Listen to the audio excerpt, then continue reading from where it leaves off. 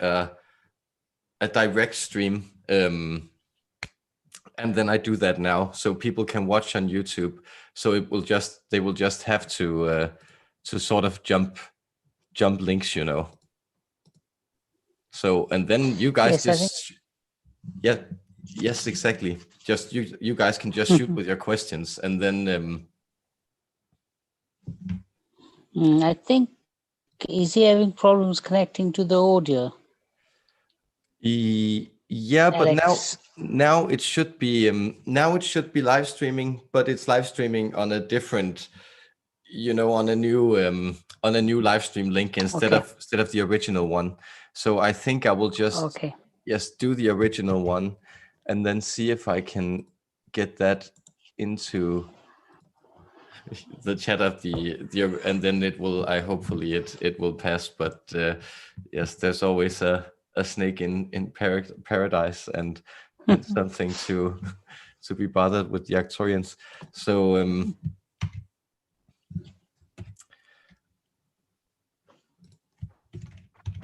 above is the link for the live stream. A snake You're in. And something to. Yes, I'm hearing an echo too, and it's on your end, I hope, because I hopefully muted it. Oh yes, I just turned the YouTube volume off. That is perfect. Then I will do this thing here where I make you, Sailesh, I make you host. Yes, thank you. And if it will just be the three of us, of course, you just shoot and take your time. So I have nothing better to do than channel the Arcturians, and whoever shows up, I'm happy. So so with no further ado, I'll just bring in Umblam, and then have fun, you guys. See you on the other side, and let me know if there's anything technical I need to do on my end. Okay, excellent. Thank you. Perfect.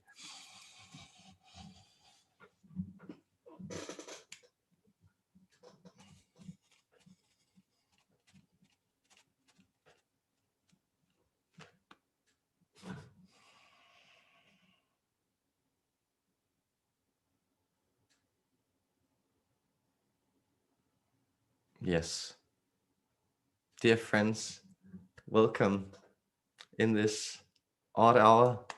We already know each other. I am Umblam, a representative of the Arcturian Council, finding myself here together with you energetically in a situation that I and all of my fellow mates of my species have been looking forward to.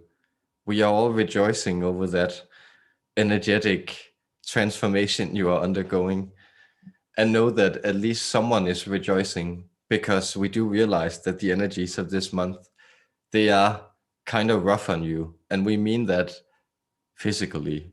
We actually sense that most of you, those of you who are listening to this message now, but also the rest of you who will be listening to this, a great percentage of you are experiencing physical ailments as a result of these shifting energies of 2020.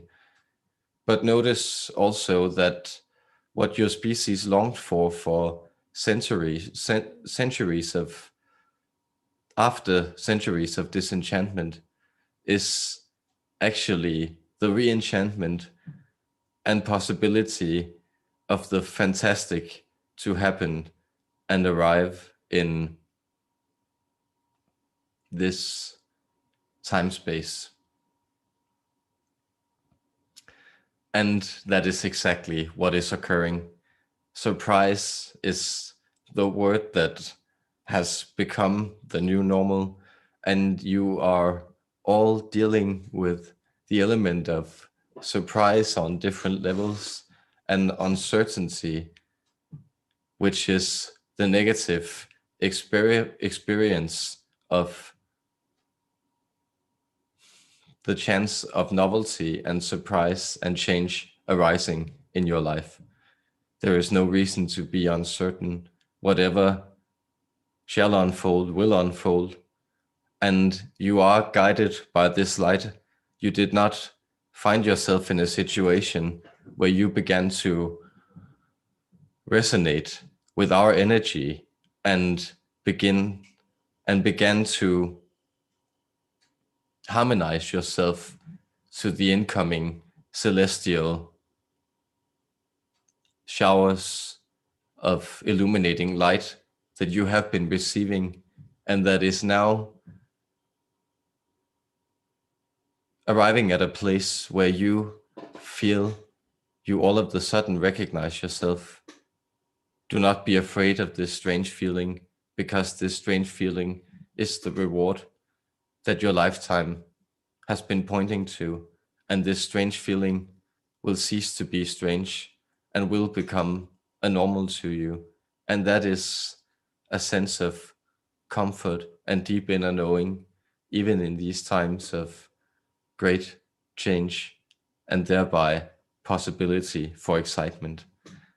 I, Umblam of the Arcturian Council, I look very much forward to asking whatever questions you may have for me this day, and I bless all of you, all of your species, of course, but in particular, those of you who find yourself here today to receive and to help create this beautiful transaction of energies.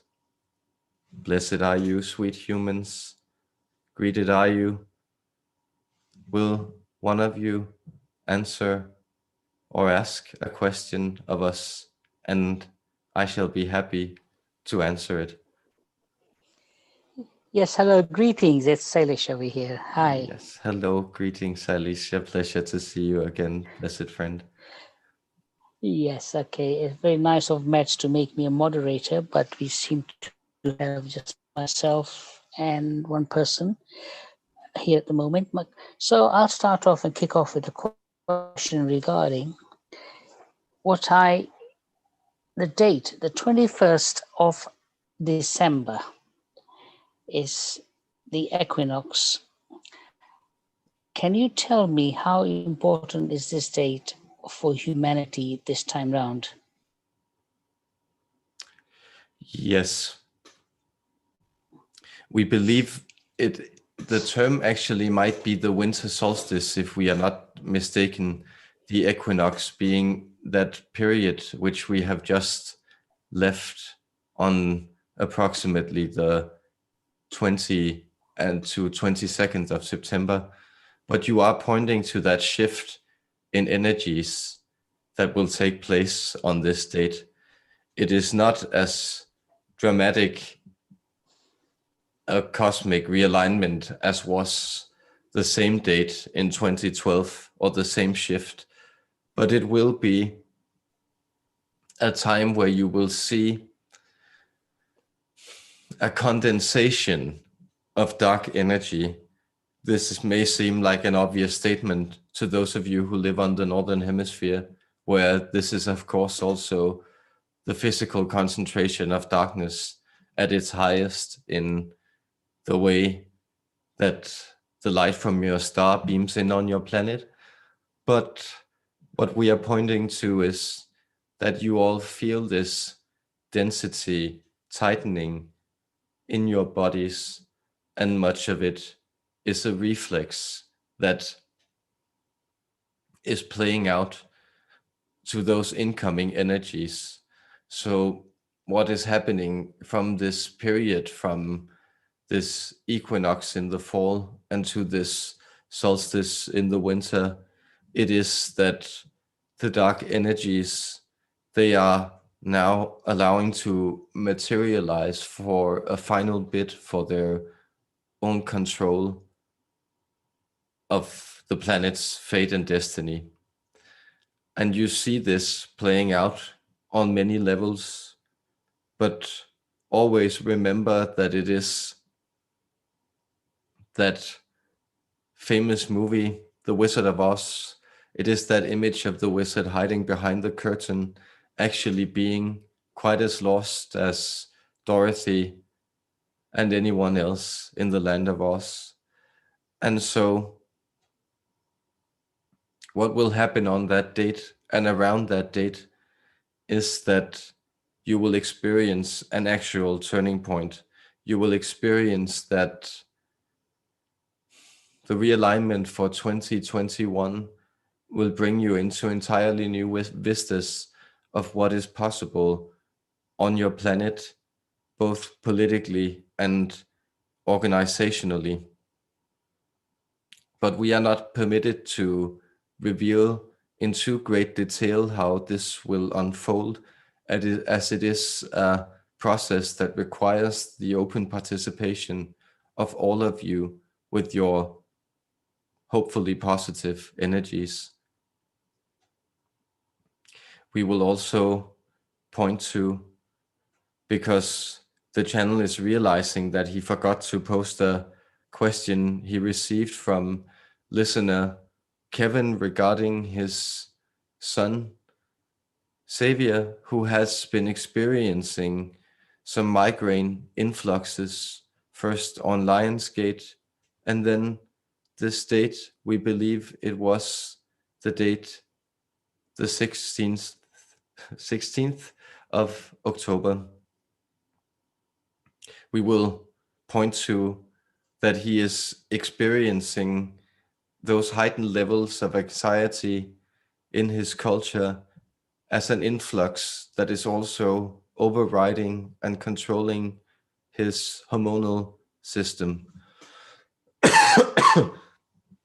That is to say that you will experience many of your children actually experiencing more of those instances of night sweats and terrors, of frights and tension migraines. These are all symptoms of the violent energies on the planet. And the best way to alleviate this is through water and quiet. But by quiet, we also mean all those experiences that enhances quiet. That is what you understand as encounters with nature.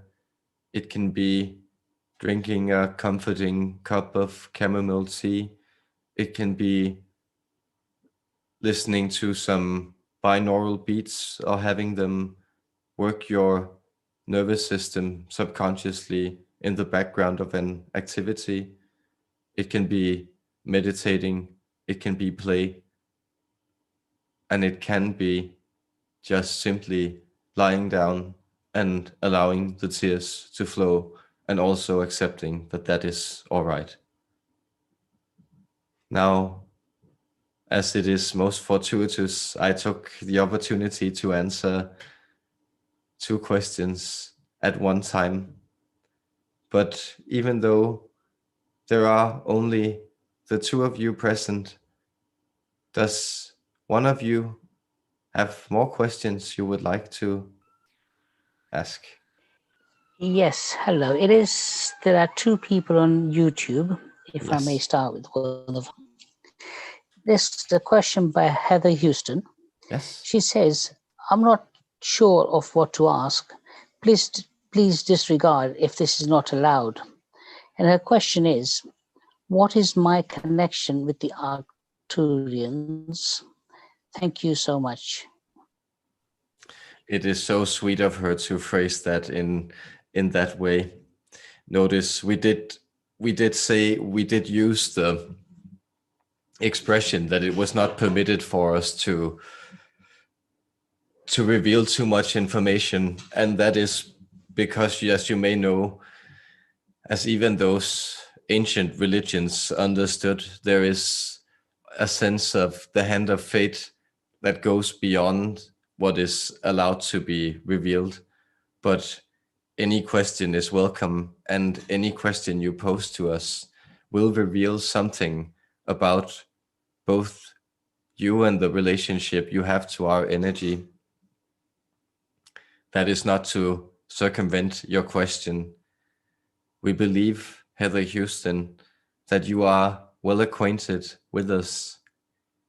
You have seen formations of our ships once at the age of 8 years old. You were approximately.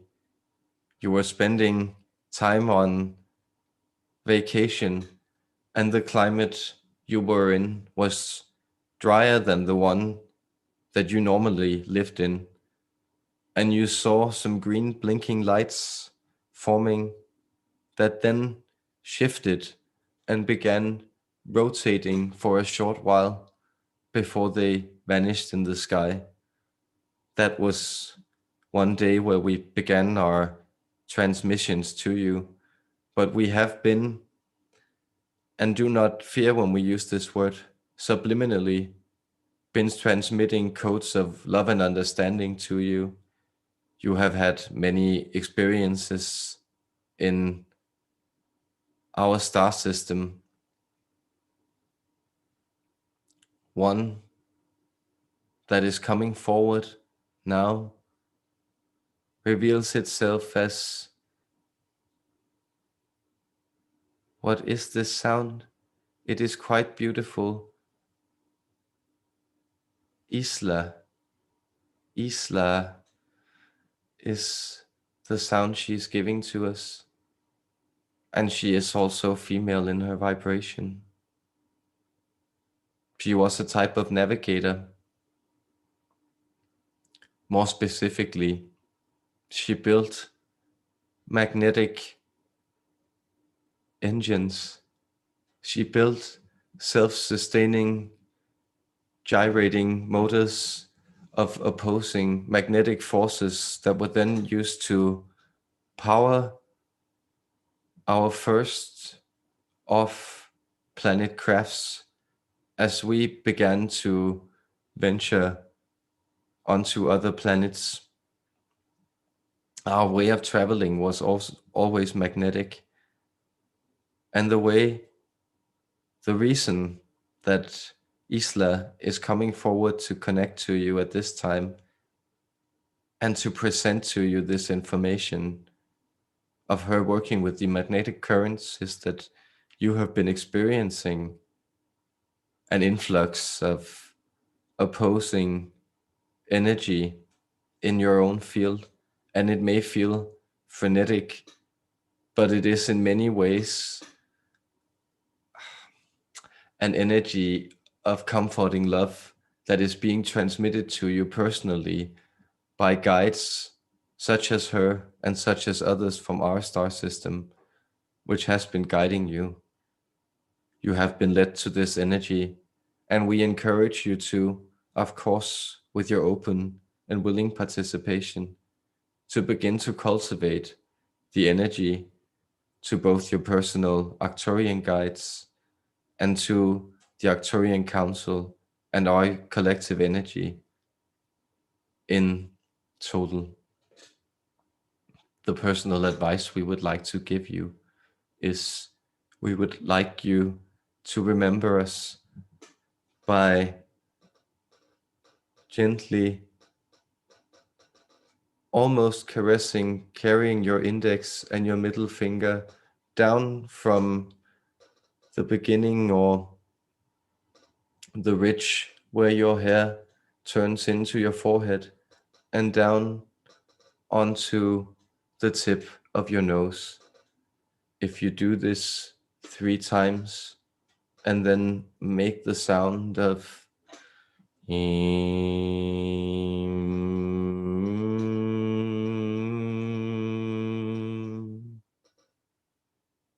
you will sense the clarity in your energetic pattern that will allow you to remember and to connect more extensively to our energy.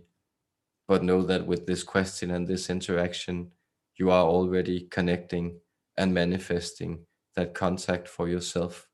And we bless you with our healing energy as we extend our radiant love to you. Our vision of you, Star Child, is perfect, and we hope that you will also awaken to it yourself. Blessed are you. Thank you. Yes, we have one more question from YouTube. Yes. It's by Luba, and it goes, Luba here. I have high blood pressure. How can I lower it naturally? Thank you. Yes, this is a wonderful question. You know, there are of course, certain ways of exercising. So if you want to go the active route, you can build up an exercise regimen. Depending on what you feel comfortable with, you can begin with brisk walks, and then you can actually begin to jog or slightly run. And if you do this for approximately 20 minutes for at least 5 times a week, and do not turn it into a chore, but to something that where you constantly follow your own pace, so to speak, that would be a way of actively pursuing that. And you would experience by that momentary heightening of your blood pressure, that you will sink it and lower it. But another way that is more passive, so to speak, is to work on that well understood apana breath. So focus on that your exhales become twice as long as your inhales. So you can, for instance, count to 4 on your inhale and then count to 8 on your exhale. You are not supposed to strain, and this is not supposed to become uncomfortable, but it will be helpful to you. And once you begin doing this as a conscious exercise, and you do not need to do it more consciously, then you can simply try to remember doing it in your car, or if you're waiting in line, or if you are watching something or doing the dishes, or whenever you have free time. Just remember to become conscious of elongating your exhalation, and that will actually help you to then incorporate that into your nervous system, and that will help bring down your blood pressure, but it will also help you release in some of those muscular areas of tension, for instance visceral tensions that we sense in your liver, that is quite common for people to hold, and that is hard to access and relax through other things that those intuitive relaxation patterns of changing your energy. Then we also suggest that you try to drink at least a glass of water more than you actually would naturally feel inclined to as your day progresses. And we also sense that different types of citrus fruits, and you get to pick your favorite, but the more sour the better, would also help you in this endeavor.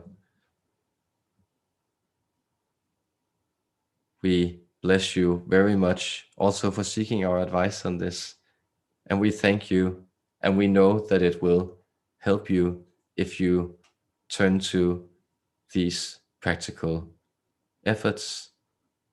Thank you so much, dear friend. Yes, hello. We have Laura in the room. Laura, do you have any questions? Hello, everyone. Love to you all. Hello, Laura. Love to you too. And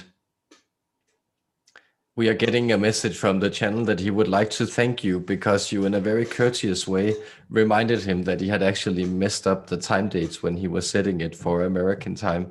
And so that was just very nice of you, he is relaying. And so with that message transmitted, I, Umblam, and the rest of the Arcturian Council, what can we do for you this day, Blessed Laura? Today, I think I would just, anything that you would like to share with me, I would be grateful to receive. Thank you. Yes. We sense there is this is quite beautiful. It's the she has a lot of names in different traditions, but it's the majestic mother, or the Magna Mater that they called her in Rome. So the great mother, she has also been called Istar or Kybele. We don't exactly know the English pronunciation. She is also known as Isis or Mother Mary. And in the Indian tradition, she has many, many names. But her greatest manifestation is simply that of the great Mother Sophia of nourishing wisdom that feeds all shapes and life forms in this universe. And she is reaching out to you, and she is merging her energy with your spiritual body. And as she is doing so, you're feeling this blessed seed of remembrance that is in many ways related to something pious.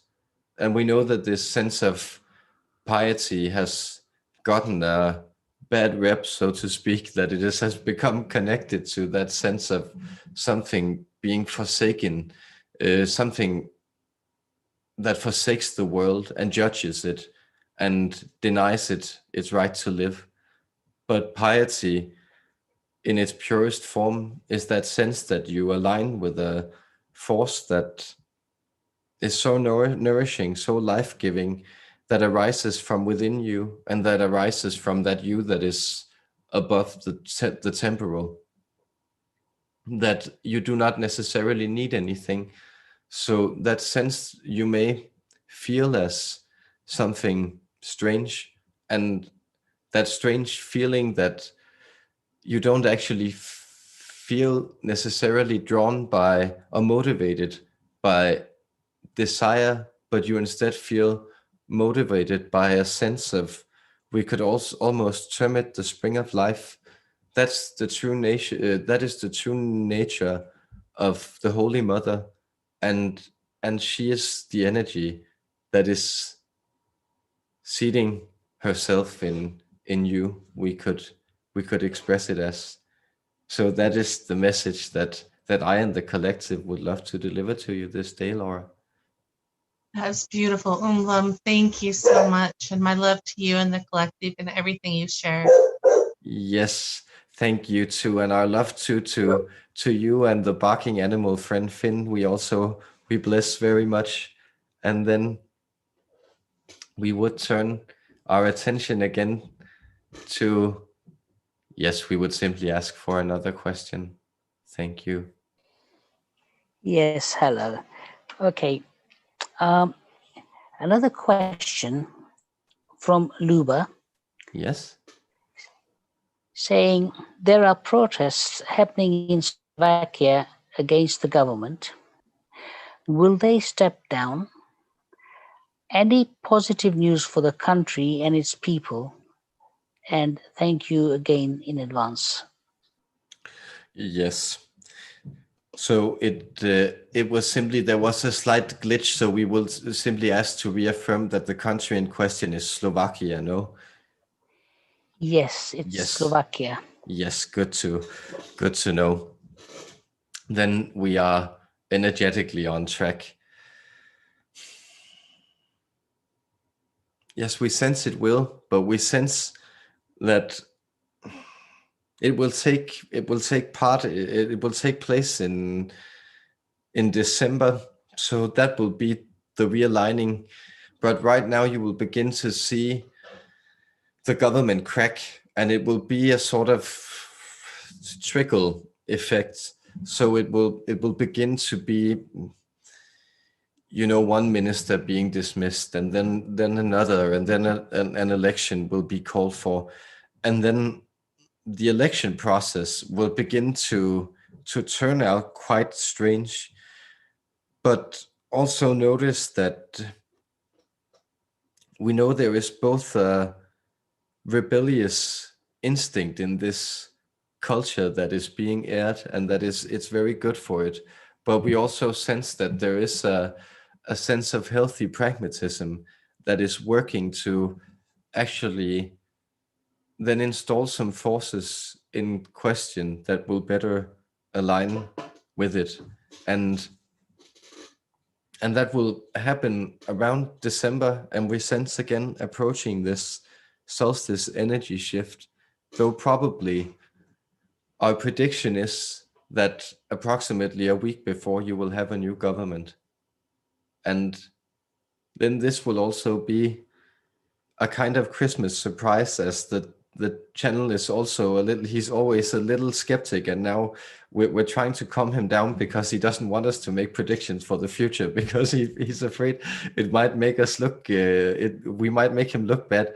But we think it's a very healthy thing to be able to also assert that many of these things are actually, they're not written in stone, and they do depend on your free will, but they are energetically in many ways already set in that dimension that lies beyond time. And that's what we're trying to demonstrate by bringing forward these predictions. And then you can watch them actually align as the energies unfold. So we hope that answers the question. And you are, of course, welcome to post any follow-ups should they be welcome or merited. Okay, got a question for myself. Yes, please. Just like Laura did, I would like to know if there are any messages for me. Oh, yes. Well, the Mother Isis is already shaking her rattle above you.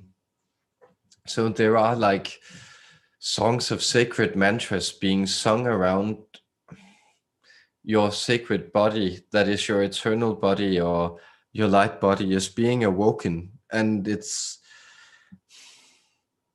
pushing itself. So it has actually, and as we know, we have been addressing the situation with you before, so it has that sense of gravity, which is actually in Danish the name that is used for pregnancy. So it's in many ways sitting itself as a heavy burden, but around you there are sacred mantras being sung by many different types of entities and energies. And for instance, we sense, because you are already so connected to much of the love that you are, but there is something of the trickster vibration of those entities called the mantis, that is also presenting itself in your energetic field, and they are somehow pointing to your development of what is called in the yogic tradition is called siddhis, or you could think of it as magic or spiritual powers. And you will begin to experience that the flow of energy through your hands will become greater and greater. And we will encourage you to begin doing personal Reiki exercises on those centers that you feel will be where the pain is accumulating. And then actually try to invite these oracle energies in. And know, again, they do have like a trickster like energy, but it's also because that they're calling for that exertion of actually working the spiritual into the world. And they're very willing to assist you in this healing work of activating your hands. And there's also a play on word, because the mantis are, the insects are actually named after that special class of spiritual workers in ancient Greeks that were different from the heroes or the priests, but were the seers or the visionaries or the oracles.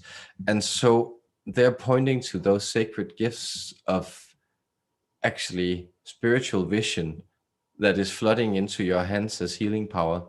And we encourage you very much to experience and explore that force grow within yourself, centered in particular around your hands. And there is an experience you can do where you sense two opposing triangles. So almost like the starting point is almost like a Star of David within a circle, but then the triangles begin to rotate, and they sort of rotate a matrix-like field out of your hands, and then this vortex actually spirals in and begins to,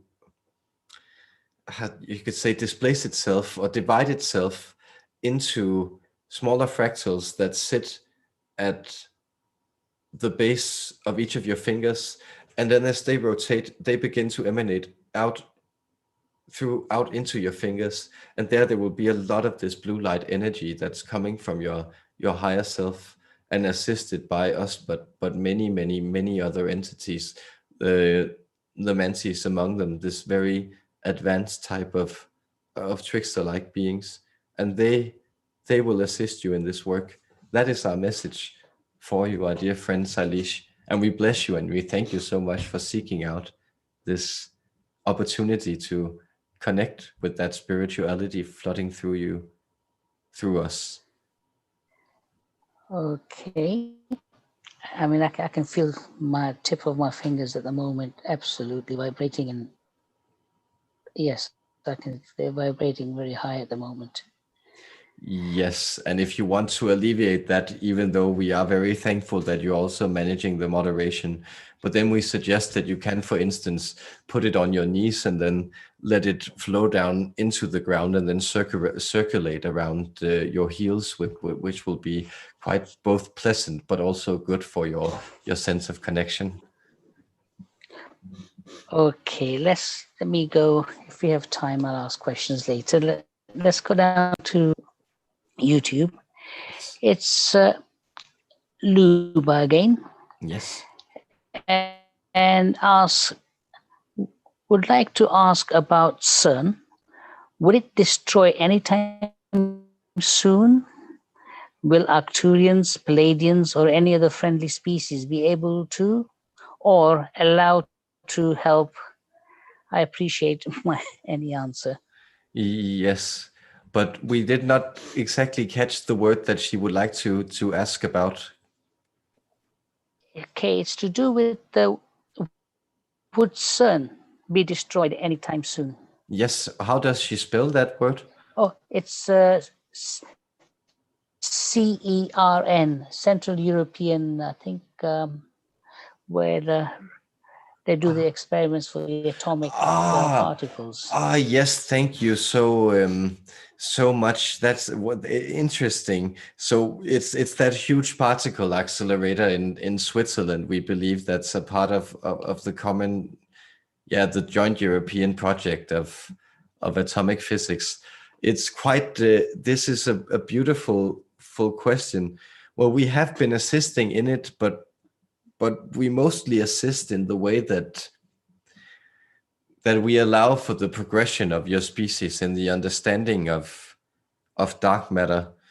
And we believe we have commented on this before, but there are many divisions of this dark matter that you will slowly be discovering. And so what you are also in many ways training your mind to, and what can be thought of as great part of at least the mental component of the ascension into fifth dimensional consciousness, but that is to understand the energetic components more as a part of a whole. So the way that we learn to compose our mathematics in this time, and mathematics can of course be construed in many ways, but it is also a universal language that is spoken throughout the galaxies by advanced civilizations alike. But as we were pointing to, the way that we began to construe our mathematics was that we do not only perceive it as a system of positive positions, but we also see that these, for instance, fractions are mirrored by their direct opposites in parallel spaces. And so when you work with equations, we see sort of mirror equations playing out that work in the mirror fields of dark energy.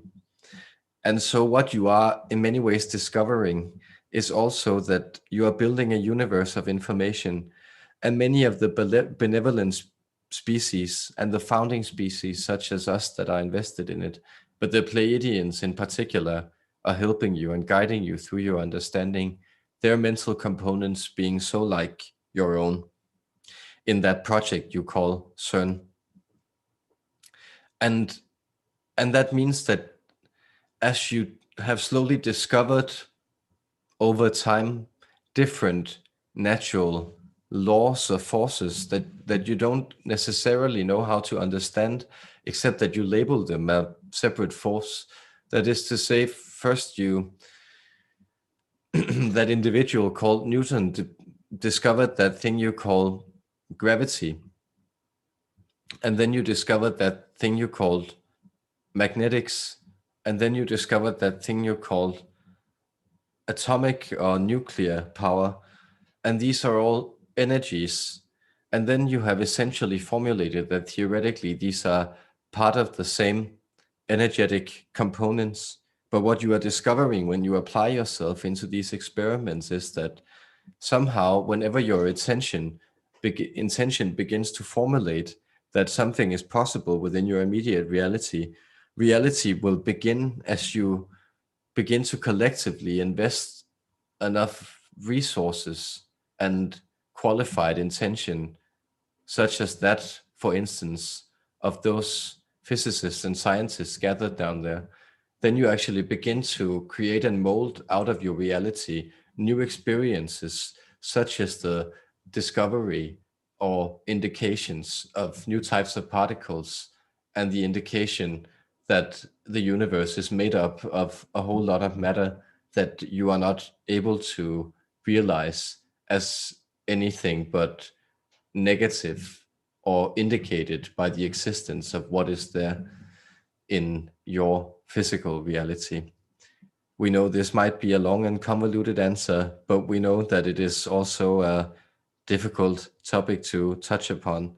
We are, however, very happy to go into it, and thank you very much for the question. Yes, and Luba says, I also would like to express my gratitude for helping to eliminate the chemtrails. Much love. And we have Alex in the room. Do you have any questions, Alex?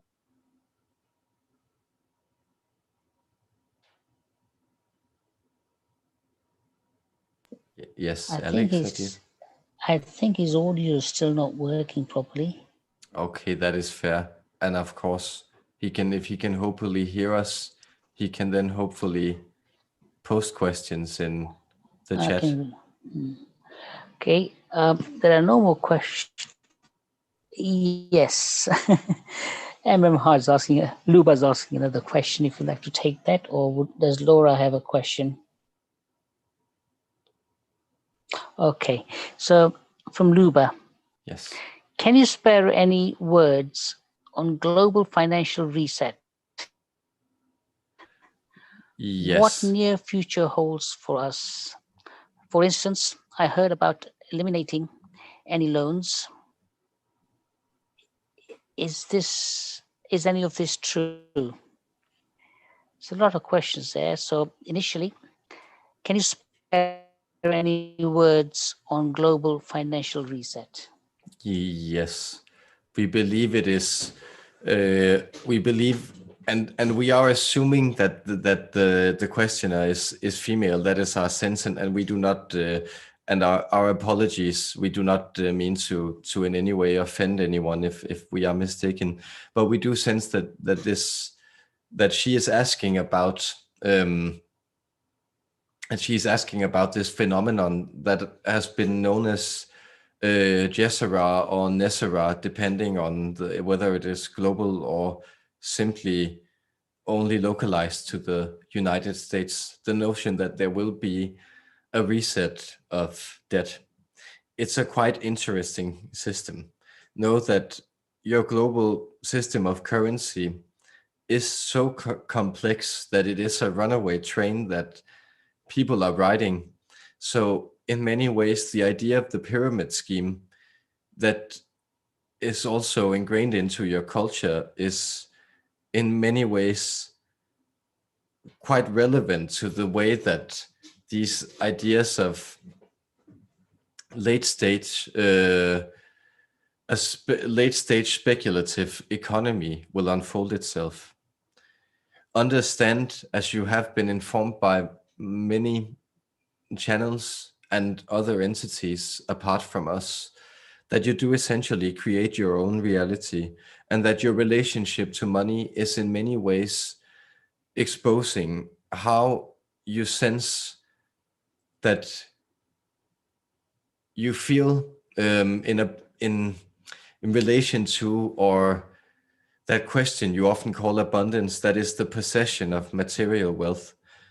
And then understand that if you were to reset your system of debt for all human beings from one day to another, much of this debt would be recreated instantly or almost instantly by most individuals and by many governments, because the attitudes and sentiments and mechanisms that were created that created them in the first place are still in position. And so we would say that the system is obviously in need of reform, and you will see a reform happening, because much as it occurred at some point in, we believe, for instance, that famous example of the manufacturer Henry Ford, who was, in, to say the least, a quite conservative and retroactive and hateful individual politically, but he still saw the idea that it was necessary for him to pay his workers a fair wage so that they would be able to consume in that society that he was dependent on selling his goods to. And so you will see that much as those mechanisms that have been predicted for a long time in much of your economical theory, that is to say that it will become easier and easier to manufacture goods for lower and lower prices. And so unemployment will rise and fewer people will have access to work. And that will begin to be moderated by systems that you have already seen of more equal distribution, or experiments that you had already theorized, such as universal basic income, or different versions of trying to support people and take care of the basic needs. This will also follow along with a great degree of automation in those systems of transport and value. And so this will also begin to eliminate much of that speculative economy.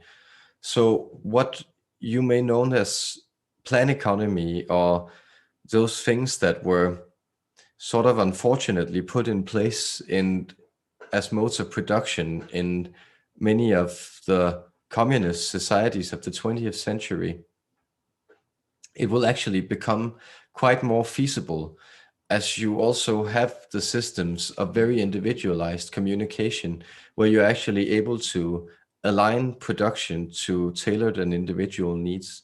So consider, for instance, a system of such as Etsy, how revolutionary it is that you return to this type of manufactured cottage industry that was actually the standard or the norm of production before the Industrial Revolution.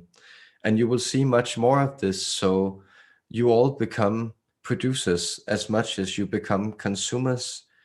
And there you will also begin to see systems that will begin to circulate much more of that system you call currency. So it won't begin to have that same fetishized value where some people will be able to accumulate it in grotesque amounts.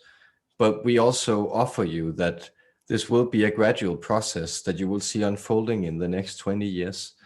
But none of you, we sense, that are listening to this need to be that worried for your late years of pension as there will begin to be a greater degree of institutionalized care that will actually also monetarily support people through their lives, also in systems that we don't necessarily would expect it from today.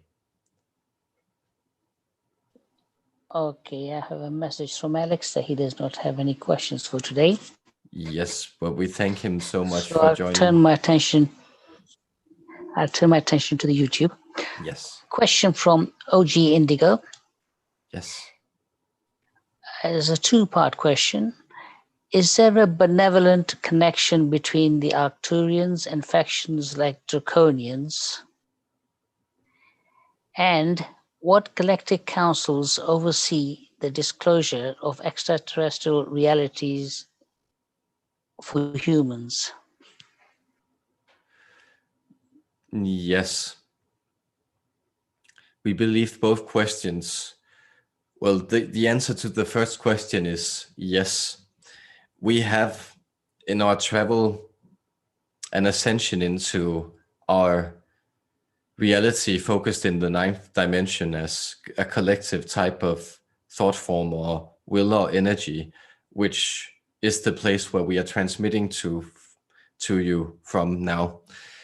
We have on our place discovered and interacted with all the energies in this galaxy, and we have also drawn upon the experiences of that galactic council, which forms the collective shape of all consciousnesses within this galaxy.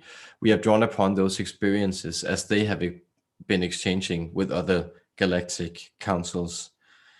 And in a sense, you could say that humanity itself, in its higher 10th dimensional perspective as a type of participant in this galactic council, they actually run the disclosure of what is beneficial to them to know about alien contact themselves now.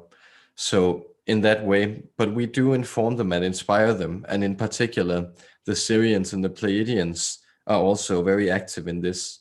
But the Draconics,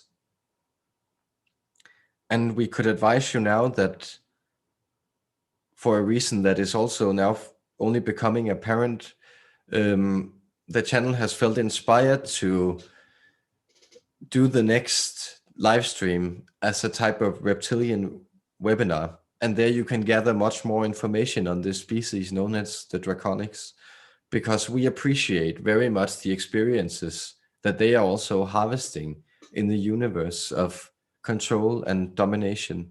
And they are also triggering the energies of this universe, pushing it forward to create a type of, well, you could think of it as a more combustive reality. So what we have been pointing to, so that generation of novelty that is very prevalent. And be advised that draconic energy is very strong within this 3-month window that we have been pointing to and that have been coming forward between the equinox and the solstice. So many of you will also be experiencing sensations of chill and drain in order to feed these draconic energies. And returning to that question that we believe to pertain to that child who had been experiencing night terrors and migraines, often draconic energies or like entities will stop by and drain some fear energy, and they will usually do this from these quite combustible or volatile confused species or spirits, such as children's spirits, because it's a very easy meal for them, you could think of energetically, and then that feeds them in order to be able to sustain this meal. But notice that your children are also becoming more confident and are actually beginning to feel quite involved in the further direction that this planet needs to take. And so it's becoming harder and harder for them to extract these energies.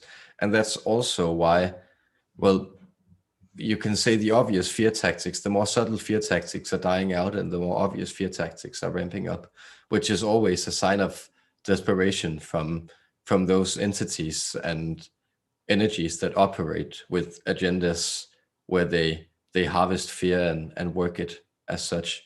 But yes, we have connections to them, and we don't.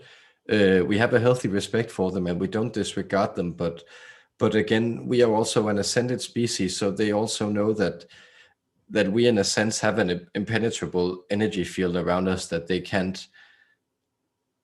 they shouldn't mess with. That would also be detrimental to their own development.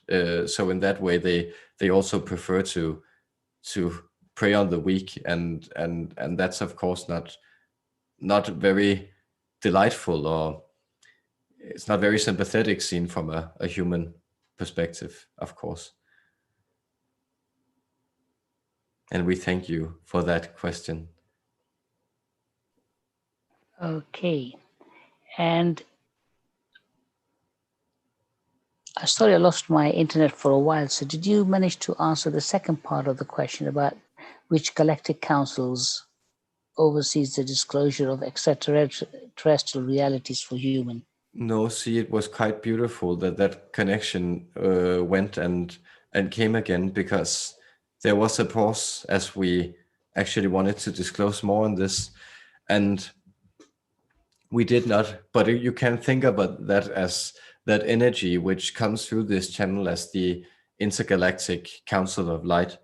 There are versions of humanity that are exploring other galaxies, but these are so far removed from this timeline in linear time, and so far removed from, it's not to say that progressing down this time of linear time will also lead to the exploration of different galaxies, but that is millions and millions of years in the future, counted in revolutions around your sun, which doesn't mean that much in that context, of course, because in that point, when you're already moving around your own galaxy, you begin to navigate the temporal spheres much differently. And so in general, you could think of how foreign some of the energies on your own planet actually is. So how different the experiences can be to comprehend. We don't. Some examples come to mind in the mind of the channel. For instance, there is that idea posed by the philosopher that by some philosopher, that how did the Spanish ships actually appear to the Aztecs when they appeared off the coast of Mexico the first time? Because if you've never seen giant sail ships, how are you able to make sense of that phenomenon? And in the same, you could think of it that when Danish missionaries took it upon themselves to try to bring their specific brand of Christianity to the native inhabitants of Greenland, they had to translate those metaphors coming from those ancient cultures of agriculture in the Middle East that a text such as the Bible springs out of. They had to translate it into hunter-gatherer metaphors. So the Lamb of God becomes something like the tiny baby seal of, and of course it's almost very hilarious to try to comprehend how these people who are living in a completely different situation and are suddenly forced a completely foreign imagery of worlds upon them, how they may react to it. And that's simply examples from your other planet. So what that long preamble is describing is that you see it is mostly that Milky Way intergalactic council of light that is influencing you. It is not that you can't, such as that, as you may use a ham radio, communicate with a lot of other intelligences from other galaxies that may be curious and interested and willing and allowed to, by negotiations, by passing through the intergalactic council of light, to also share their energies and transmit them into it. But it will be in that shape which you can make sense of. And so just imagine how strange and foreign the energies get in other galaxies. So even just thinking about, yes, the planet Venus or something, or Mars, and how foreign landscapes these essentially are, and then try to move out the galaxy. So in general, it is those energies, and in particular us as one of the seed races, but also the other seed races, such as the Pleiadians in particular, that are so very close to your energetic signature, that are primarily guiding this process from the mandate of the Intergalactic Council of Light, that is to say, the collective consciousness that guides all the collective consciousnesses, also such as your own, from that center of the Milky Way galaxy in its 10th dimensional understanding of itself. Thank you. Thank you too. Question from Shane. Is there any truth to the secret space program, and do we have bases on Mars and on the moon? Yes, if you say there is a part of you, Shane, that is participating in this project astrally, but the bases that are maintained there are by other races. So no, humans have not yet mastered off-planet travel in that sense, and you are also making that quite reasonable step, that a realization that it's much easier for you to either physically translate yourself or extend yourself out into the cosmos through mechanic extensions, such as, yes, your different telescopes, or we believe it might be called rover, one of those little trolleys, that the word escapes the English word escapes the channel now, but that was sent to Mars. But no, you have not completed full civilizations. There are that element of the breakaway civilization, which actually have access to craft that could complete and a journey back and forward to the moon and also to Mars in a shorter period of time, that is to say a little less than a week of your time, but it hasn't been feasible in any way to connect these offshore planets, and no, so you are in that sense stranded down here, and the strategy has in many ways been abandoned, as it will be easier for you as a species to commence actually moving off planet when you have begun to genetically alter your code. And we don't see this becoming prevalent until at least one full generational skip. So that is to say, approaching the turn of the next century, you might begin to see some of these genetic altercations that will make you be able to sustain yourself also biologically. But it will be necessary for you to also send probes out in advance to begin processes of terraforming and have other types of manipulated life forms begin to undertake the process of oxidization of the atmosphere, for instance. So we hope that this also answers your question.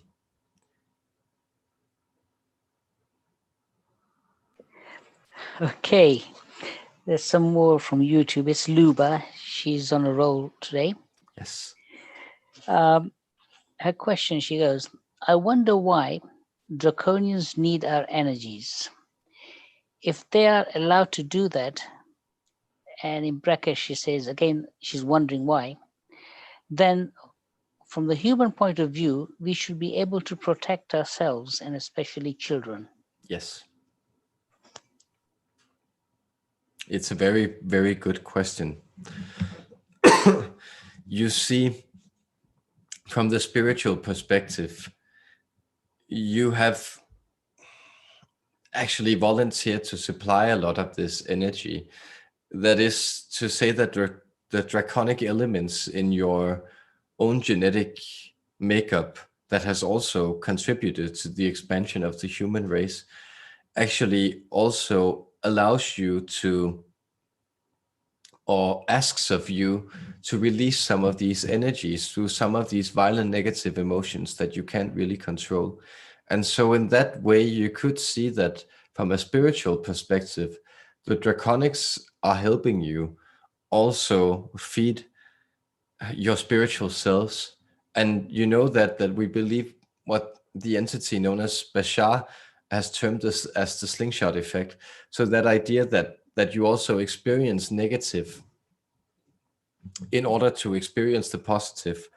And as has been communicated through the reptilian guides of this channel, you will also experience that, you will also realize that the draconics are, well, not latching onto, but being assisted in their own ascension by the human spirit, by going through this slingshot effect with you. So you are removing yourself from a lot of these fear energies that you have realized in many gruesome ways by mistreating yourself and each other, yourselves and each others as a species. And you are bringing the draconic energies with them, because as you may also know, the draconics were one of the first principles of the 11th dimensional reptilians to break off and build themselves as a species in lower density vibration or material vibration, after the reptilian principle made this jump into this galaxy. And so the reptilians are also quite confused, because a lot of their energies are based on the idea of subsuming matter.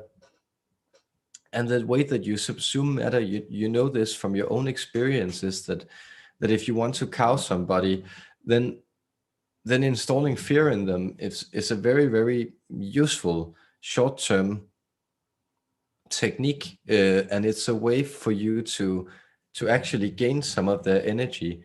But there is a you could think of it as a dirtiness or an impurity you sense in your hearts, that this is a wrong way to actually harvest this energy. And the draconics are sort of confused about this, so they're also learning from that example, and they need to learn also by going through you. And notice that in that way they're also lending some of their, you could think of it as survivor instinct or fierceness to your race, that is in many ways also a positive aspect of the draconic. So it is a trade-off in that sense, and it also speaks to the nobility of the human spirit that we would also like to remind you is alive from before you enter this world and after you leave it. And the continuation of that is what I forgot to read, sorry, was how the Galactic Federation of Light are helping us to become free of this slavery. Yes, you see they are, for instance, communicating through you through one such portal as that one which you are communicating and experiencing our energy now. So we are in a sense a specific emanation of the Galactic Council of Light, or that is to say that our energy as a totality is fitted within that larger diadem of the cosmic unity, or the cosmic prince, or God, or what you want, the cosmic child, what you want to think of it as. And so we and they, the entire collective of this family of light that you belong to, are trying to extend their energy to you, and they're trying to mold you into this, and they are keeping you comfort and company, even though you may not always realize it, through these transgressions and these transitions.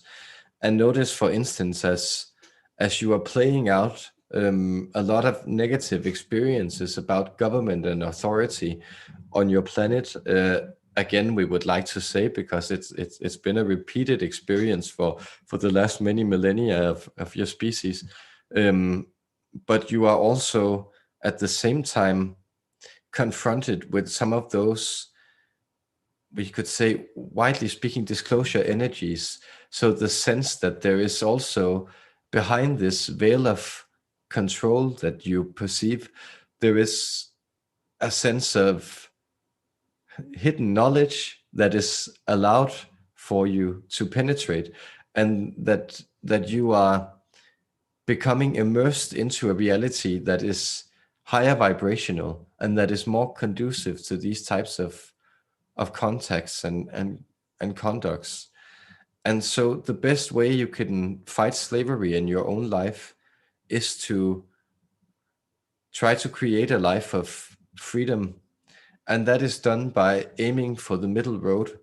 Notice that some of the civilizations that have been the most obsessed with this abstract term of freedom in their own understanding of themselves have been civilizations that relied heavily on slavery through a great part of their existence, such as the Roman Empire or the American Empire. And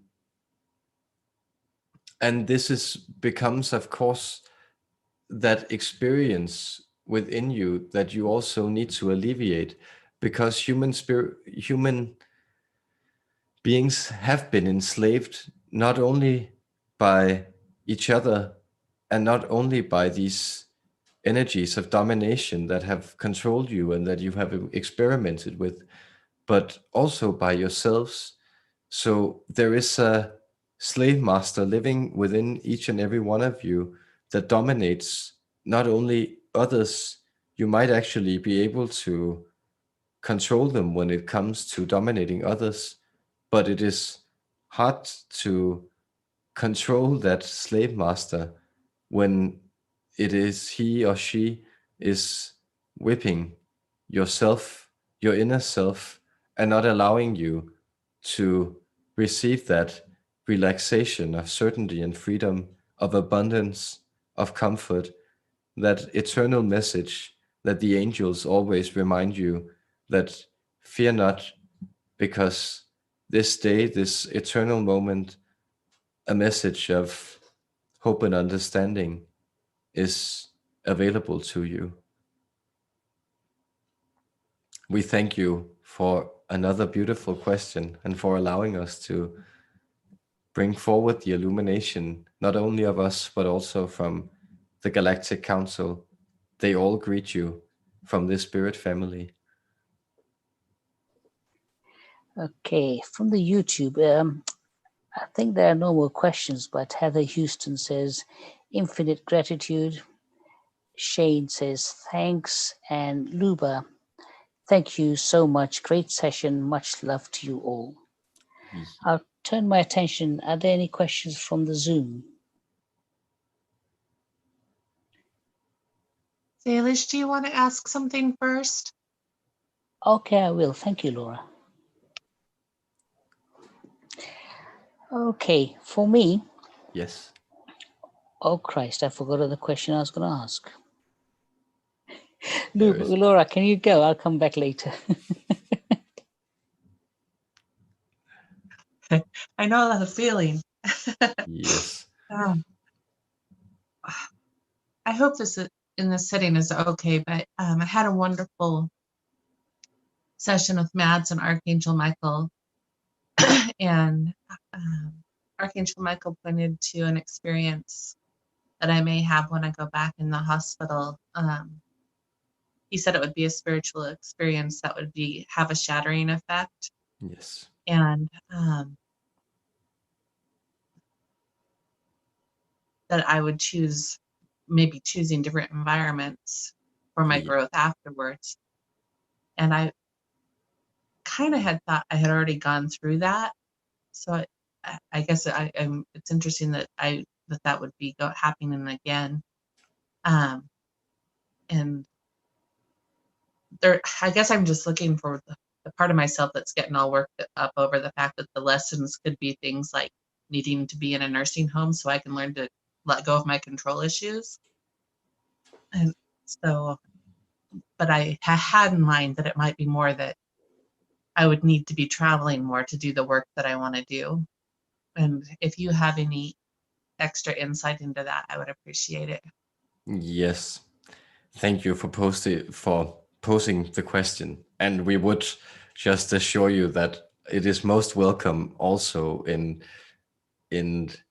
this situation. And we thank you for also being willing to share and being vulnerable in this beautiful exchange that we are having with all of you. And so we would simply point to that, yes, what he was pointing to, the archangel, was partially the experience that you have had, but repeated as a type of fractal pattern. So it will happen again, but notice that he was using the image of the breaking, also anticipating that you would receive this message from us, which is that it is not, the diamond can never be broken. So that thing which is breaking asunder is actually a polishing, and you won't be experiencing as something as dramatically or negative a shift or an experience as having to accept helplessness and the reliance on others by having to join a nursing home. And we do understand why you have this experience, but notice that this is very, very common as energy intensifies. And as energy intensifies, it is also common that your short-term memory will become weakened. But your long-term memory, and that is to say also your very long-term memory or your spiritual or akashic memory will become strengthened in these times. And you will experience that this intensification of fear, this counter image to the place that you actually know you are going, will pose itself. And that is what you are fearing, because in that polishing that you will undergo, that he described as a shattering, because it will in many ways open up the oyster of your heart to reveal the pearl that has been shaped, yes, forming itself in there, that he is pointing to, and that will manifest itself as that reflection of more energies in your physical environment. And that is what you're anticipating as traveling. And this will be a type of travel, but it will also be a travel in the expansiveness of how you actually relate to your environment and other people, and how they reflect love back to you. And there we would also like you to, just to thank you not only for the love you reflect back to us, but also to thank Sailesh for reminding us of the love that is reflected back to us from the questions that we answer, because it is so important for us, our agenda actually being the heightening or the changing of your reality into something where you are vibrating in accordance with your higher self and on a higher spectrum, and therefore more in accordance with those light energies that we belong to and that we enjoy to share with you.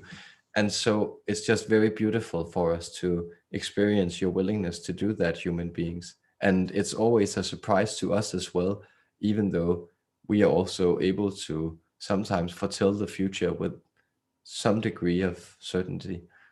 So we thank you, Laura, and we would also ask if you have any personal follow-ups, as we became quite general in that answer to you.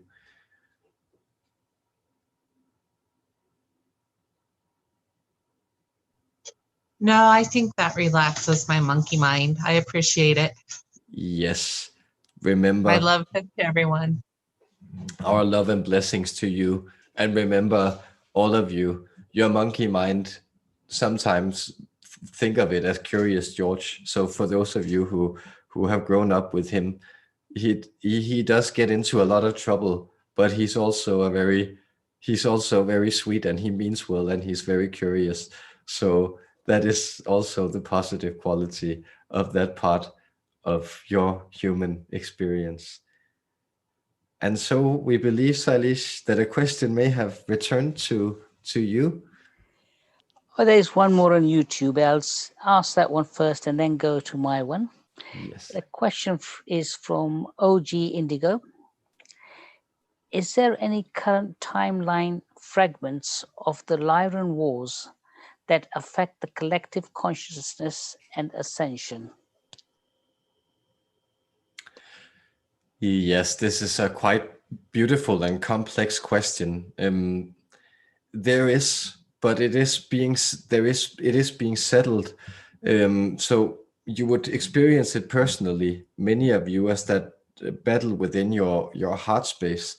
But it is also being settled in the interpretation of the world you want to live in.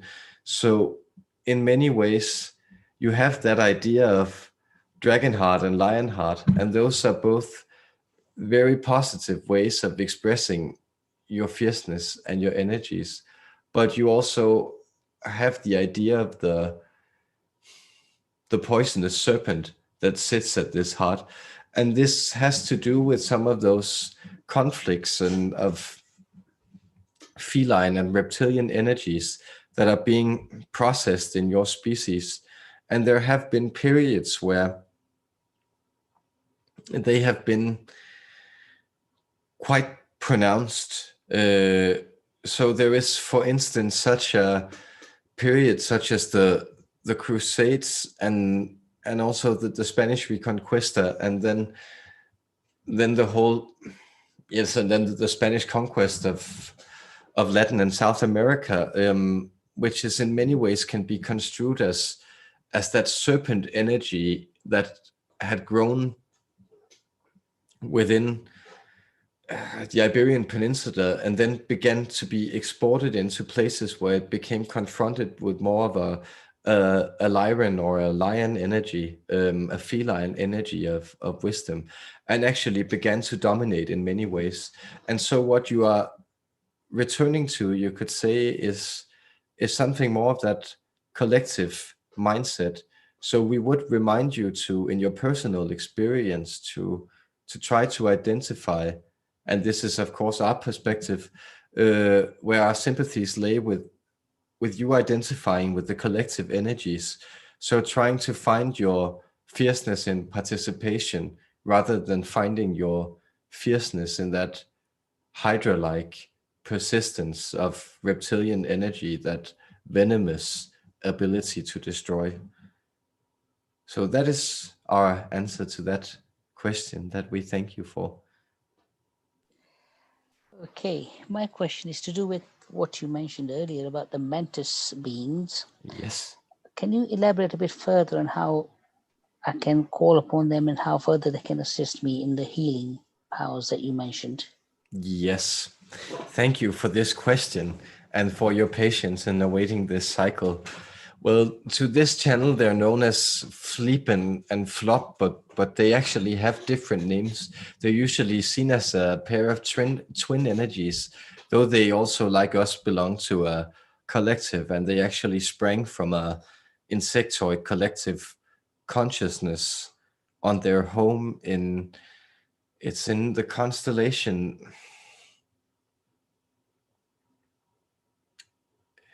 It's in the constellation you would think of as Virgo, we believe. And they have this energy. We believe there also exists a book called The PK Man, about a man who had a relationship to them that was quite powerful. And you could sense that they actually exist someone on the broadbands of your upper temples. So they have a vibration that we will try to transmit audially by going, and if you actually connect to doing that, like closing off your larynx and then doing like a grasshopper like or insectoid vibration, you can connect to them further, and then try to think of them as powerful shamanic beings. So in the way they present themselves, they have this, it's interesting because they have almost an angelic radiance about them, but at the same time, they're very, very technologically oriented. So they have knowledge of great technologies and assistance. And when you connect to them, it can also be helpful to vibrate your Adam's apple while doing that vibration. And then ask them simply ask them for the knowledge that they would like you to transmit, and don't be afraid to go into details. So when you have an impulse of them, you can sort of, when you have an impulse of their energy, and you will often feel it as a type of energy on the top of your shoulder blades, then sort of turn into spiral-like motions that you can guide out through your hands. But when you have the intuition, then keep asking them whenever you're in doubt, like, what do they actually mean by that? Because they like to give half answers, and they have been like very instrumental also in some of the goings on of the planet. So a story they have been sharing with the channel that he has yet to bring forward, because he also didn't really see the purpose of it, but is, for instance, that they were very instrumental in orchestrating the Peace of Westphalia in 1648, which led to essentially the development of modern diplomacy. And these are some of the things that they can be very instrumental in.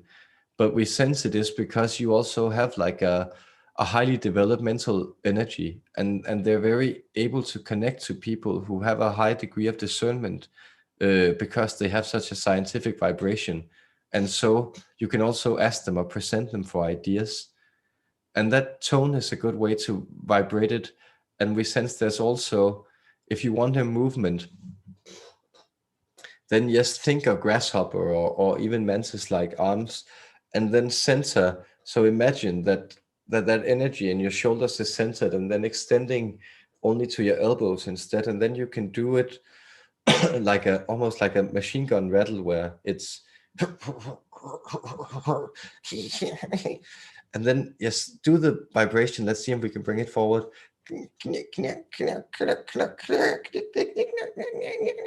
And that will actually bring you into that mode where you become more receptive to them. Thank you. And we thank you too. Follow-ups are welcome, should you have any. Oh, okay. OJ Indigo says, perfect, thank you.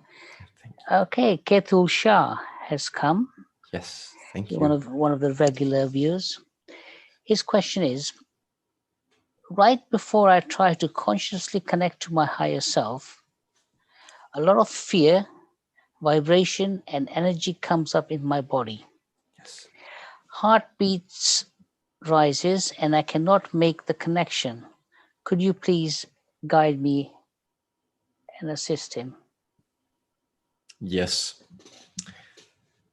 Thank you, Ketul, because notice that you are in many ways connecting to your higher self, but then you are misinterpreting this sensation as fear. That is to say that the influx of the heightening of energy that you experience, actually try to remember, like, there are those sensations in life that you can relate to from more base pleasures, and actually then think of also in a spiritual perspective. So an example would be, for instance, that notice that a lot of things, desserts can be so sweet that they're almost revolting, but you still feel the need to have some more once you've had a little. And the same can be said for a lot of acquired tastes, where it can actually feel like too much. So a lot of the tastes that people grow to love in adulthood, such as, well, we could name olives or blue cheese or caviar or red wines or strong beers, or there are many different things that are actually quite unpleasant the first time you taste them. But it's that sense of something that's so intense that it also moves you and pushes you out. So there's a letting go in that intensity. So for instance, speeding has some of the same quality. Sexuality may also have a same quality, where even though you are voluntarily participating in it, it might have that sense of boundary dissolving anxiousness to it that actually comes with the pleasurable experience. And so realize that when this feeling arises, then try to actually allow it to trace it into your body. So instead of being overwhelmed with it, which will physically often result in you tightening your throat and your chest area and tightening your jaw, which will call for that anxious experience, then allow actually for that sense of anxiety to brew and to grow in your lower chakras. So that is to say, all the way from your first chakra, which is of course both, yes, your perineum, but also your rectum and your sexual organs, and then all the way and up to and including the navel and that area around it, which is those places where you often generate that energy that becomes then overwhelms the rest of your body. And realize that this is actually a way that your higher self also goes about communicating with you. It is that it pushes you forward by showing you this intensity that you can then receive as a type of gift. Because this is also what happens to all sages in all cultures, is that they are actually in many ways totally overwhelmed by that thing, their higher self, which is trying to connect to them. And that is also why they have often resorted to different types of transgressive experiences, such as meditation or fasting, or you name it, those many meditative experiences, you can transgressive experiences you can pursue and then have. But you are already very close and you are already feeling the energy, and therefore relish how the energy wants to change you, and relish how the anxiety is actually something that you can use as a type of scrub on your energetic body to bring out that that type of new surface, new shining surface that's hiding underneath. Yes, we thank you very much for that question. Okay, there are no more questions in YouTube. And any questions here on Zoom? It seems like we're out of questions now. Yes.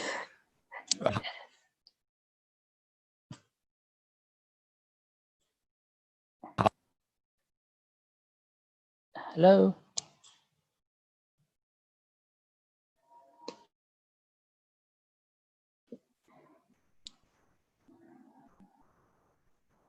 Oh, and yes, now it even did an accident. We hope that we have not been muted for that entire time, but we do have the impression that you can hear us.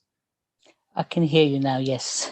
That is excellent. So we were asking if you had any questions, Salish, or otherwise we would also offer you our blessings. I would like to make a statement and like to hear your perspective on this. Yes, please. It's regarding a Reiki session healing that I underwent in July 2007. Yes. And prior to that, I was addicted to alcohol. Post that particular session, when the lady that was conducting the Reiki session told me that Mother Goddess in the form of Umblam, which is an aspect of Parvati, the consort of Shiva, came with three helpers and a trident and summoned her out of the room. And after an hour, she was called in. And since that day, as I related to meds, I have been free of any desires, thoughts of consuming any alcohol. Are you able to comment on the linkage that I have with the Parvati or Umblam or Ganesh or Shiva? I sense there's a connection there. Are you able to look into that? Yes. We sense there are many ways to approach this. You could think of these deities also in many ways as those aspects of your personal akashic makeup that you were rejecting. That is, notice that, for instance, Shiva is a deity of consciousness, or he is in many ways that personification of the sublime consciousness that permeates everything and actually makes up creation. And his consort Parvati can also be thought of as that, we believe the word is prakriti, which is that universal matter, or matter before it becomes form, which actually becomes form with the intertwining dance of her being viewed or observed by her consort. So matter being seen gives rise to the world. We know this is a type of detour, but we are pointing to that you had been severed from these energies, and notice that alcohol in many ways is also a vibration that in many ways separates you from the bounty of Ganesh, for instance, and it separates you from the energies of the loving mother. And so all these forces, they came together not only from this life, but also from your past life, where you had spent at least one lifetime as an acolyte of Shiva, and we believe they might be called Agoris, or these dread-headed ascets. So there was also this pattern coming back to save you. But it is interesting because that pattern you had pursued was, when you perform what can, and we believe you rightfully perceive as a timeline shift like this, it is because the place you were already at spiritually did no longer allow for a material accommodation of this. So you had already vibrated so much out of sync with the idea of alcohol that it couldn't exist. And it's not to say that there are indigenous cultures in different places where alcohol also serves a spiritual purpose, but it didn't in your life. And so it shifted, and we perceive, as we see this, as a type of energetic explosion that your higher self conducted around you in that moment. So it becomes really, really hard to read some of the energies that are leading up to. So the idea of the alcoholism becomes hard for us to read because it's sort of taking place on an alternative timeline. And instead, what we see is that intercession, almost a procession or a parade of sacred deities that walk before you and guide you into this moment of sacred illumination that took place there. And ever since then, you have in many ways been consolidating, but you have also been like a light bulb that can't help but shine some of this light that was released from you through this experience, that can't help but shine this on other people. I think it makes sense. Thank you too. If you have time, there are two questions that have just appeared on YouTube. I'll leave that to your discretion. Yes, please do so. Thank you. Okay, the first one is from Flower City Hemp Co. Yes. And they say, do true lay of hand healing ability exist? Yes, it does, but it's not. It doesn't have anything to do with the hands. So notice, for instance, that this is probably the most famous examples are those of the Gospels in your Bible, And they do speak of this lay of hand, but there is often the detail that when he says that it is your faith that has saved you, and then leave and sin no more. So the hand is a permission slip, or it's like a magic wand or a transmitting agent that is very powerful, because it is that essential thing where you interact with the world. But what is really happening is that the healer is bringing forward a vision, the energy working through the healer, and the healer with the energy becoming one with it is bringing forward a vision of the person being healed that is so bright that it is offering a different reality from that person to jump into.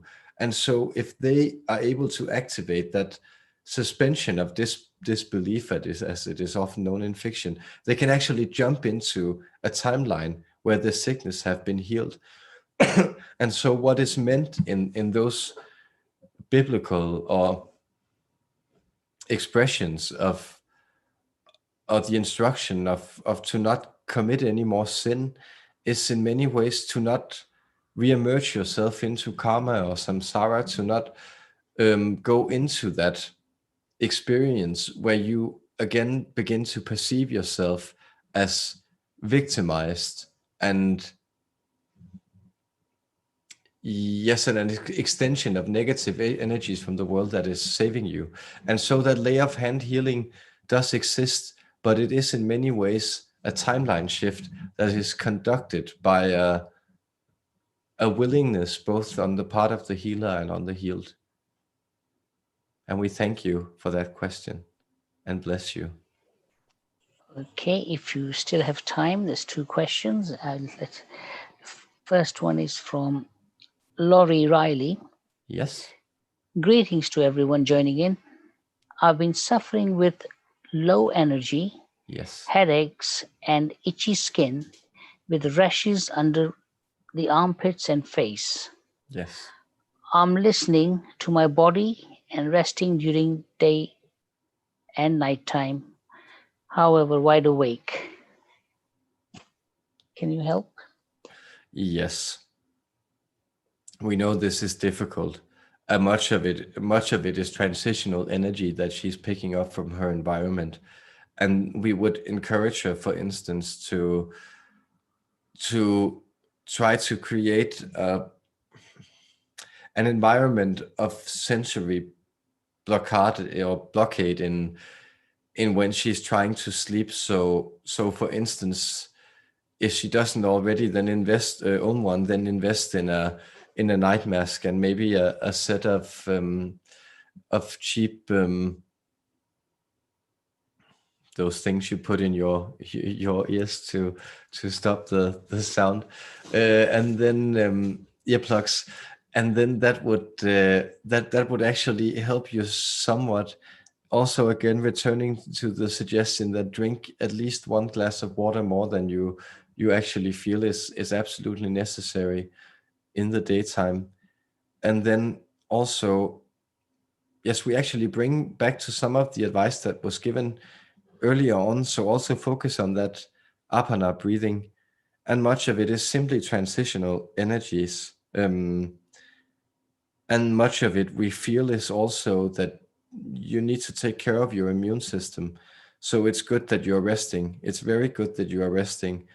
Brisk, short walks would also be good to undertake daily. And then we sense again that all you can do to get more vitamin C and D would be very helpful to you as well. And we sense that, for instance, citrus fruits also in this case would be very helpful. Okay, I think hour and 3/4 now. Maybe last question here from YouTube. Yes, It no says, rush. We thank you for your kindness in asking us them. okay, it's by Taehin. Yes. It says, hello, Arcturians. Hello. Can you talk about souls who have merged alternate selves, like me and my partners? What are almost like a trislet, but they have some form of free will, like they are reflections. Is there a word for that? Yes, it's quite beautiful. We are getting the word. There's a word called dyad, which explains the union of two. There is also a word called the hieroskamos, which means the sacred marriage, also the union of two. There is the idea of the conjunctio oppositorum, as being Latin for the union of opposites. But we do believe there is an even more beautiful expression, staying on that synchronistic track, of the unified image of Shiva and Parvati into one figure. And is it called Ladvari, or we are not quite sure, but you can look it up and you will find it as an image of that. And notice that you do this voluntary. So what you do is, in a way, that when such a merging together of souls take place, it is often because on a very high dimensional or a soul level, you actually belong to the same oversoul. But you are on this fractalized level, then having different experiences that are very harmonically aligned, and therefore you are able to do this. But what you do is actually you create what is also known as an egregore, in occult terms known as a type of entity built out of consciousness. And this becomes the unity of your two souls. And when the both of you individually, with your free sovereign wills, invest in this sort of entity of the two of you to grow and expand and reshape the both of you, it becomes a type of emergent reality that changes the both of you. And as long as you feel that this is in harmony with your highest excitement, then you are in all ways blessed in it. And notice that this will also turn up in that often in these meetings between people, it can be difficult to negotiate your differences. But that also says that those places where there is least resistance is often those places where your souls are most calling each other to cooperate. And we bless you both individually and together in your endeavor. Okay, I think that's it from YouTube and from here as well. Yes. Well, we thank you then. And if there are no top-up questions to top off, we will say that we have been very happy to share this transmission. And you may notice, I am at least noticing, Umblam of the Arcturian Council, that our energies are aligning more and more, and that it becomes easier and easier for us to transmit our vibrations and inspirations to the human collective. Open contact is coming, do not fear, and we are very happy that all of you are turning your love towards us and allowing us to activate your love within you. We will leave you with a blessing from our homeland, and I will recite the prayer in our language and then translate it into English. Iskuskant itumbas tualun diumbambin indumbas danki uhankik ustrakin duastku inkulambustan kuruk ituakti hindumba inkiu uskundium bastukunkakitiu.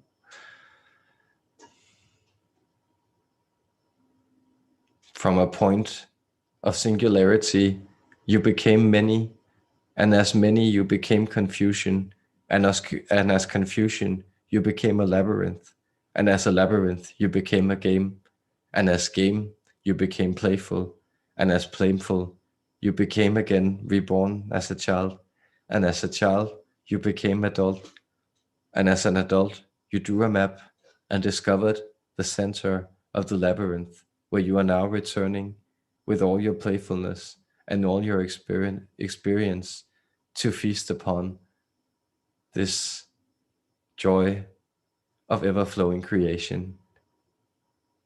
I bless you, we bless you, and we thank you so much for all that you are, all that you have been, all that you are becoming.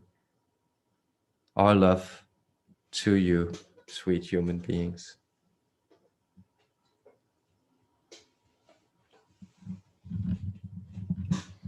Beautiful, beautiful. Oh yes, very beautiful, and a lot of lovely questions. So, and it's getting dark here, but you can see an outline. I hope that's all right. It's getting dark in England too. I imagine. But Yes. thank you so much for a lovely time, guys, and I'll be in touch over the group, but I suspect that it won't be next week, but Tuesday next week again, there'll be an reptilian workshop, and it'll be also in the spirit of Halloween. I hope we'll, and I promise also to bring in some positive reptilian energy, so it won't be just all blood and gore and stuff. And The Halloween is to do with the fall of Atlantis, isn't it?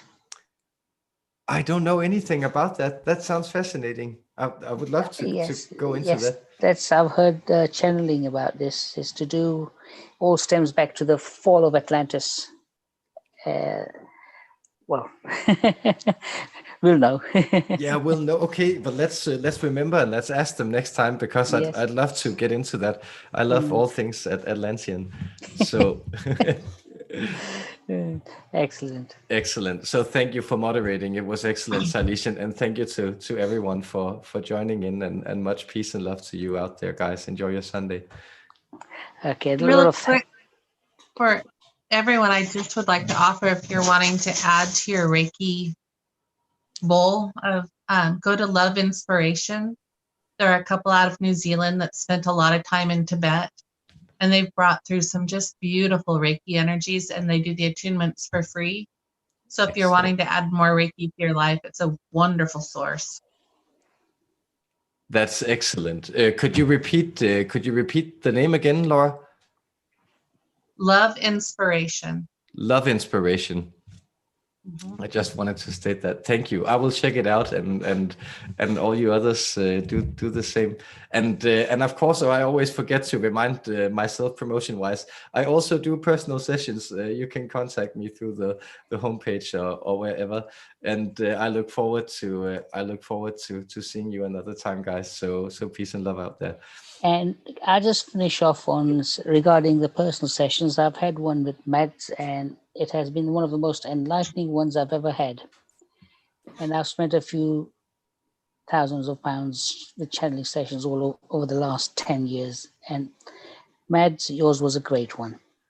That's just I can second that. And I'll just shut up and take the compliment and say I'm so happy, guys. So you were only the conduit, but fantastic conduit. Yes, perfect. Yes, the oracle works then. Lovely, guys. So yes, please contact me, and we'll talk. We'll talk with the dragons next time. So until then, much love.